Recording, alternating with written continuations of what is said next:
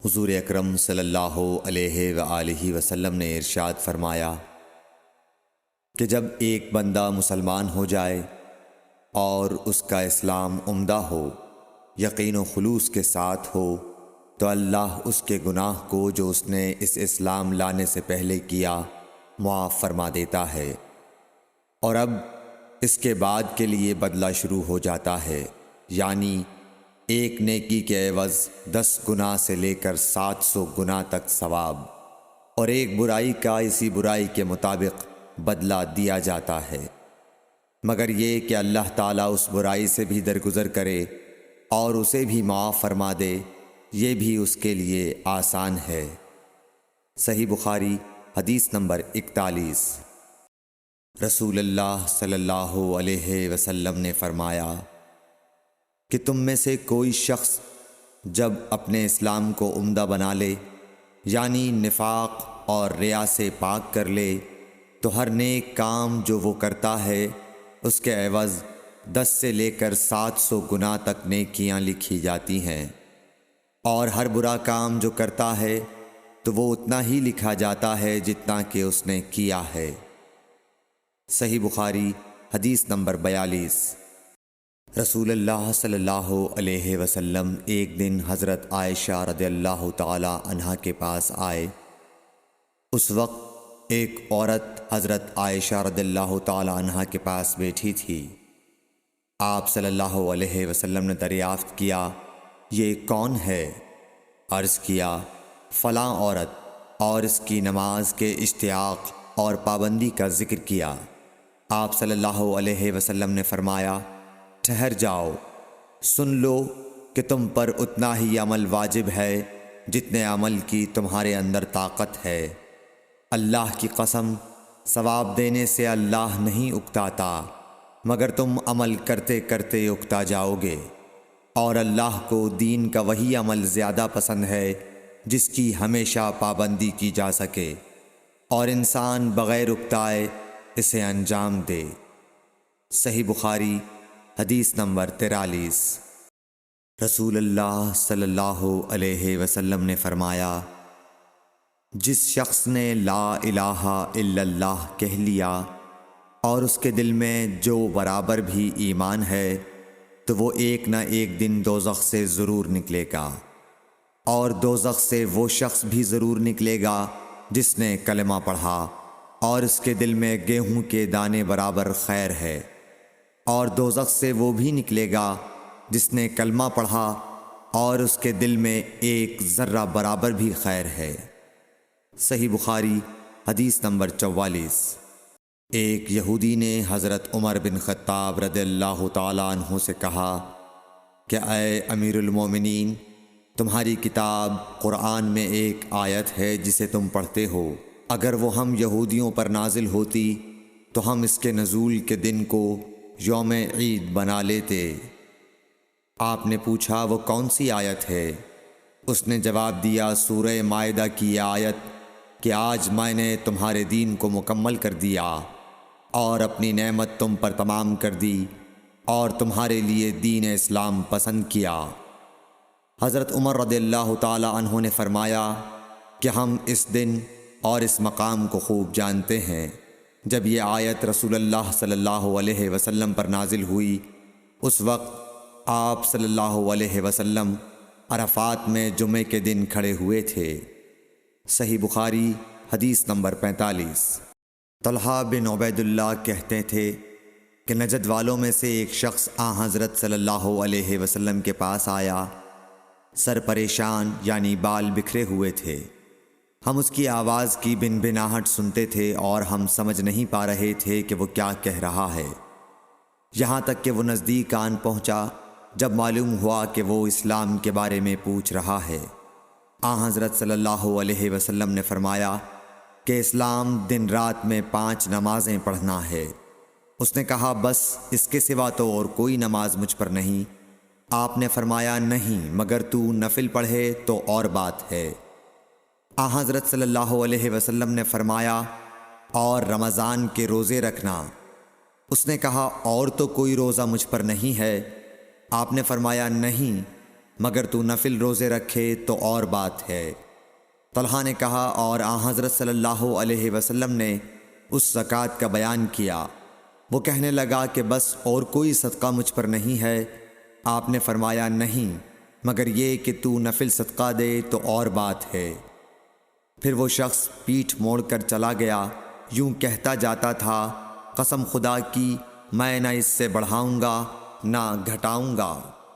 حضرت صلی اللہ علیہ وسلم نے فرمایا، اگر یہ سچا ہے تو اپنی مراد کو پہنچ گیا۔ صحیح بخاری حدیث نمبر 46۔ حضرت صلی اللہ علیہ وسلم نے فرمایا، جو کوئی ایمان رکھ کر اور ثواب کی نیت سے کسی مسلمان کے جنازے کے ساتھ جائے اور نماز اور دفن سے فراغت ہونے تک اس کے ساتھ رہے تو وہ 2 قیرات ثواب لے کر لوٹے گا۔ ہر قیرات اتنا بڑا ہوگا جیسے احد کا پہاڑ۔ اور جو شخص جنازے پر نماز پڑھ کر دفن سے پہلے لوٹ جائے تو وہ 1 قیرات ثواب لے کر لوٹے گا۔ صحیح بخاری حدیث نمبر 47۔ حضرت صلی اللہ علیہ وسلم نے فرمایا کہ مسلمان کو گالی دینے سے آدمی فاسق ہو جاتا ہے اور مسلمان سے لڑنا کفر ہے۔ صحیح بخاری حدیث نمبر 48۔ حضرت صلی اللہ علیہ وسلم اپنے حجرے سے نکلے، لوگوں کو شب قدر بتانا چاہتے تھے وہ کون سی رات ہے۔ اتنے میں 2 مسلمان آپس میں لڑ پڑے۔ آپ صلی اللہ علیہ وسلم نے فرمایا، میں تو اس لیے باہر نکلا تھا کہ تم کو شب قدر بتلاؤں، اور فلاں فلاں آدمی لڑ پڑے تو وہ میرے دل سے اٹھا لی گئی، اور شاید اسی میں کچھ تمہاری بہتری ہو، تو اب ایسا کرو کہ شب قدر کو رمضان کی 27ویں، 29ویں اور 25ویں رات میں ڈھونڈا کرو۔ صحیح بخاری حدیث نمبر 49۔ ایک دن حضرت صلی اللہ علیہ وسلم لوگوں میں تشریف فرما تھے کہ آپ کے پاس ایک شخص آیا اور پوچھنے لگا کہ ایمان کسے کہتے ہیں۔ آپ صلی اللہ علیہ وسلم نے فرمایا کہ ایمان یہ ہے کہ تم اللہ پاک کے وجود اور اس کی وحدانیت پر ایمان لاؤ، اور اس کے فرشتوں کے وجود پر، اور اس اللہ کی ملاقات کے برحق ہونے پر، اور اس کے رسولوں کے برحق ہونے پر، اور مرنے کے بعد دوبارہ اٹھنے پر ایمان لاؤ۔ پھر اس نے پوچھا کہ اسلام کیا ہے؟ آپ صلی اللہ علیہ وسلم نے پھر جواب دیا کہ اسلام یہ ہے کہ تم خالص اللہ کی عبادت کرو اور اس کے ساتھ کسی کو شریک نہ بناؤ، اور نماز قائم کرو، اور زکوٰۃ فرض ادا کرو، اور رمضان کے روزے رکھو۔ پھر اس نے احسان کے متعلق پوچھا۔ آپ صلی اللہ علیہ وسلم نے فرمایا، احسان یہ ہے کہ تم اللہ کی عبادت اس طرح کرو گویا تم اسے دیکھ رہے ہو۔ اگر یہ درجہ نہ حاصل ہو تو پھر یہ تو سمجھو کہ وہ تم کو دیکھ رہا ہے۔ پھر اس نے پوچھا کہ قیامت کب آئے گی؟ آپ صلی اللہ علیہ وسلم نے فرمایا کہ اس کے بارے میں جواب دینے والا پوچھنے والے سے کچھ زیادہ نہیں جانتا، البتہ میں تمہیں اس کی نشانیاں بتلا سکتا ہوں۔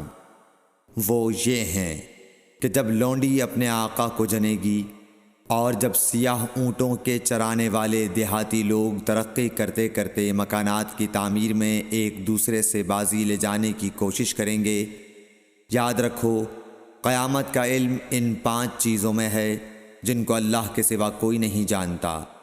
پھر آپ صلی اللہ علیہ وسلم نے یہ آیت پڑھی کہ اللہ ہی کو قیامت کا علم ہے کہ وہ کب ہوگی۔ پھر وہ پوچھنے والا پیٹھ پھیر کر جانے لگا۔ آپ نے فرمایا کہ اسے واپس بلا کر لاؤ۔ لوگ دوڑ پڑے مگر وہ کہیں نظر نہیں آیا۔ آپ صلی اللہ علیہ وسلم نے فرمایا کہ یہ جبرائیل علیہ السلام تھے جو لوگوں کو ان کا دین سکھانے آئے تھے۔ صحیح بخاری حدیث نمبر 50۔ ہرقل شاہ روم نے ابو سفیان سے کہا، میں نے تم سے پوچھا تھا کہ اس رسول کے ماننے والے بڑھ رہے ہیں یا گھٹ رہے ہیں؟ تو نے جواب میں بتلایا کہ وہ بڑھ رہے ہیں۔ ٹھیک ہے، ایمان کا یہی حال رہتا ہے۔ یہاں تک کہ وہ پورا ہو جائے۔ اور میں نے تجھ سے پوچھا تھا کہ کوئی اس کے دین میں آ کر پھر اس کو برا جان کر پھر جاتا ہے؟ تو نے کہا نہیں۔ اور ایمان کا یہی حال ہے، جب اس کی خوشی دل میں سما جاتی ہے تو پھر اس کو کوئی برا نہیں سمجھ سکتا۔ صحیح بخاری حدیث نمبر 51۔ حضور اکرم صلی اللہ علیہ وسلم فرماتے تھے، حلال کھلا ہوا ہے اور حرام بھی کھلا ہوا ہے، اور ان دونوں کے درمیان بعض چیزیں شبے کی ہیں جن کو بہت لوگ نہیں جانتے کہ حلال ہیں یا حرام۔ پھر جو کوئی شبے کی چیزوں سے بھی بچ گیا اس نے اپنے دین اور عزت کو بچا لیا، اور جو کوئی ان شبے کی چیزوں میں پڑ گیا اس کی مثال اس چرواہے کی ہے جو شاہی محفوظ چراگاہ کے آس پاس اپنے جانوروں کو چرائے۔ وہ قریب ہے کہ کبھی اس چراگاہ کے اندر گھس جائے اور شاہی مجرم قرار پائے۔ سن لو، ہر بادشاہ کی ایک چراگاہ ہوتی ہے، اللہ کی چراگاہ اس کی زمین پر حرام چیزیں ہیں، پس ان سے بچو۔ اور سن لو، بدن میں ایک گوشت کا ٹکڑا ہے، جب وہ درست ہوگا سارا بدن درست ہوگا، اور جہاں بگڑا سارا بدن بگڑ گیا۔ سن لو، وہ ٹکڑا آدمی کا دل ہے۔ صحیح بخاری حدیث نمبر 52۔ عبد القیس کا وفد جب حضرت صلی اللہ علیہ وسلم کے پاس آیا تو آپ نے پوچھا کہ یہ کون سی قوم کے لوگ ہیں یا یہ وفد کہاں کا ہے؟ انہوں نے کہا کہ ربیعہ خاندان کے لوگ ہیں۔ آپ صلی اللہ علیہ وسلم نے فرمایا، مرحبا اس قوم کو یا اس وفد کو، نہ ذلیل ہونے والے نہ شرمندہ ہونے والے، یعنی ان کا آنا بہت خوب ہے۔ وہ کہنے لگے، اے اللہ کے رسول صلی اللہ علیہ وسلم، ہم آپ کی خدمت میں صرف ان حرمت والے مہینوں میں آ سکتے ہیں، کیونکہ ہمارے اور آپ کے درمیان مضر کے کافروں کا قبیلہ آباد ہے۔ پس آپ ہم کو ایک ایسی قطعی بات بتلا دیجئے جس کی خبر ہم اپنے پچھلے لوگوں کو بھی کر دیں جو یہاں نہیں آئے، اور اس پر عمل درآمد کر کے ہم جنت میں داخل ہو جائیں۔ اور انہوں نے آپ سے اپنے برتنوں کے بارے میں بھی پوچھا۔ آپ صلی اللہ علیہ وسلم نے ان کو 4 باتوں کا حکم اور 4 قسم کے برتنوں کو استعمال میں لانے سے منع فرمایا۔ ان کو حکم دیا کہ ایک اکیلے خدا پر ایمان لاؤ۔ پھر آپ صلی اللہ علیہ وسلم نے پوچھا کہ جانتے ہو ایک اکیلے اللہ پر ایمان لانے کا مطلب کیا ہے؟ انہوں نے کہا کہ اللہ اور اس کے رسول ہی کو معلوم ہے۔ آپ نے فرمایا کہ اس بات کی گواہی دینا کہ اللہ کے سوا کوئی معبود نہیں، اور یہ حضرت محمد صلی اللہ علیہ وسلم اس کے سچے رسول ہیں، اور نماز قائم کرنا اور زکوٰۃ ادا کرنا اور رمضان کے روزے رکھنا اور مال غنیمت سے جو ملے اس کا 5واں حصہ مسلمانوں کے بیت المال میں داخل کرنا، اور 4 برتنوں کے استعمال سے آپ صلی اللہ علیہ وسلم نے ان کو منع فرمایا، سبز لاکھی مرتبان سے اور کدو کے بنائے ہوئے برتن سے، لکڑی کے کھودے ہوئے برتن سے اور روغنی برتن سے، اور فرمایا کہ ان باتوں کو حفظ کر لو اور ان لوگوں کو بھی بتلا دینا جو تم سے پیچھے ہیں اور یہاں نہیں آئے ہیں۔ صحیح بخاری حدیث نمبر 53۔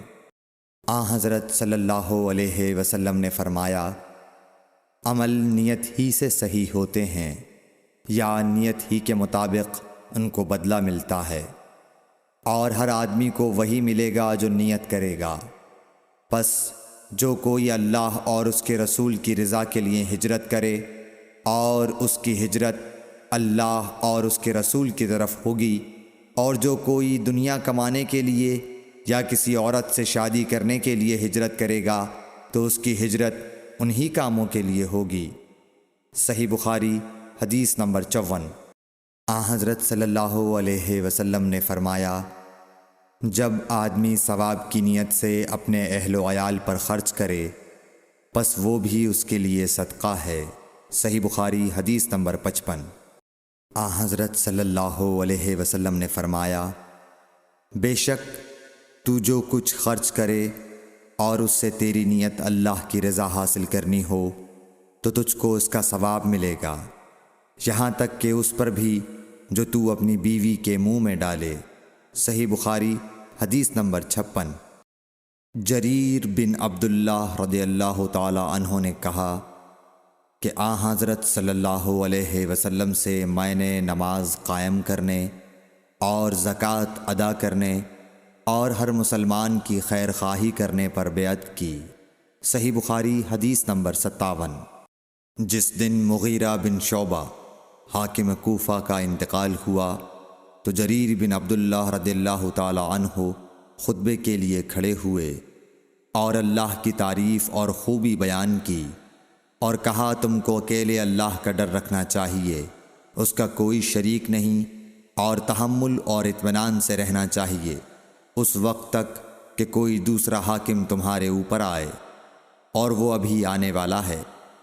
پھر فرمایا کہ اپنے مرنے والے حاکم کے لیے دعائے مغفرت کرو، کیونکہ وہ مغیرہ بھی معافی کو پسند کرتا تھا۔ پھر کہا کہ اس کے بعد تم کو معلوم ہونا چاہیے کہ میں ایک دفعہ حضرت صلی اللہ علیہ وسلم کے پاس آیا اور میں نے عرض کیا کہ میں آپ سے اسلام پر بیعت کرتا ہوں۔ آپ نے مجھ سے ہر مسلمان کی خیر خواہی کے لیے شرط کی، پس میں نے اس شرط پر آپ سے بیعت کر لی۔ پس اس مسجد کے رب کی قسم کہ میں تمہارا خیر خواہ ہوں۔ پھر استغفار کیا اور ممبر سے اتر آئے۔ صحیح بخاری حدیث۔ ایک بار حضرت صلی اللہ علیہ وسلم لوگوں میں بیٹھے ہوئے ان سے باتیں کر رہے تھے، اتنے میں ایک دیہاتی آپ کے پاس آیا اور پوچھنے لگا کہ قیامت کب آئے گی؟ آپ صلی اللہ علیہ وسلم اپنی گفتگو میں مصروف رہے۔ بعض لوگ جو مجلس میں تھے کہنے لگے آپ صلی اللہ علیہ وسلم نے دیہاتی کی بات سنی لیکن پسند نہیں کی، اور بعض کہنے لگے کہ نہیں بلکہ آپ نے اس کی بات سنی ہی نہیں۔ جب آپ اپنی باتیں پوری کر چکے تو میں سمجھتا ہوں کہ آپ صلی اللہ علیہ وسلم نے یوں فرمایا، وہ قیامت کے بارے میں پوچھنے والا کہاں گیا؟ اس دیہاتی نے کہا حضور میں موجود ہوں۔ آپ نے فرمایا کہ جب امانت ایمانداری دنیا سے اٹھ جائے تو قیامت قائم ہونے کا انتظار کر۔ اس نے کہا ایمانداری اٹھنے کا کیا مطلب ہے؟ آپ صلی اللہ علیہ وسلم نے فرمایا کہ جب حکومت کے کاروبار نالائق لوگوں کو سونپ دیے جائیں تو قیامت کا انتظار کر۔ صحیح بخاری حدیث نمبر 59۔ عبداللہ بن عمرو نے کہا کہ ایک سفر میں جو ہم نے کیا تھا حضرت صلی اللہ علیہ وسلم ہم سے پیچھے رہ گئے، اور آپ صلی اللہ علیہ وسلم ہم سے اس وقت ملے جب عصر کی نماز کا وقت آن پہنچا تھا۔